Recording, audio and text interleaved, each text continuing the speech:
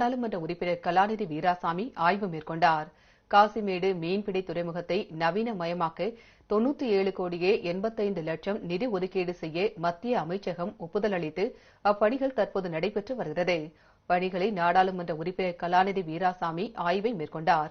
அப்போது சட்டமன்ற உறுப்பினர்கள் ஐஜி மூர்த்தி, எபினேசர், மாமன்ற உறுப்பினர் பவித்ரா மற்றும் துறைமுக அதிகாரிகள், மீன்வளத்துறை அதிகாரிகள் உடனிருந்தனர். பழுதடைந்த கப்பல்களை சரி செய்வதற்கு என்று ஒரு ஜெட்டி, அதாவது ஒரு 1 லட்சம் சதுர அடியில் ஒரு 40 படகுகள் ஒரே நேரத்தில் பழுது பார்ப்பதற்காக நவீனமான மின்தூக்கி மூலமாக அந்த படகுகளை கொண்டு வந்து பழுது பார்ப்பதற்கு ஏதுவாக இங்கே அமைக்கப்பட்டிருக்கிறது. இந்த மொத்த வேலையும் முடிவதற்கு 18 மாதங்கள் ஆகும் என்று கூறியிருக்கிறார்கள். நாங்கள் அதை விரைந்து முடிக்க வேண்டும். அடுத்து 2025 மார்ச் ஏப்ரல் மாதத்திற்குள் முடிக்க வேண்டும் என்று சொல்லியிருக்கிறோம். அவர்களும் அதை முடிந்த அளவுக்கு விரைவாக முடிப்போம். ஆனால் 2025 டிசம்பருக்குள் முடித்துக் கொடுப்போம் என்று சொல்லியிருக்கிறார்கள்.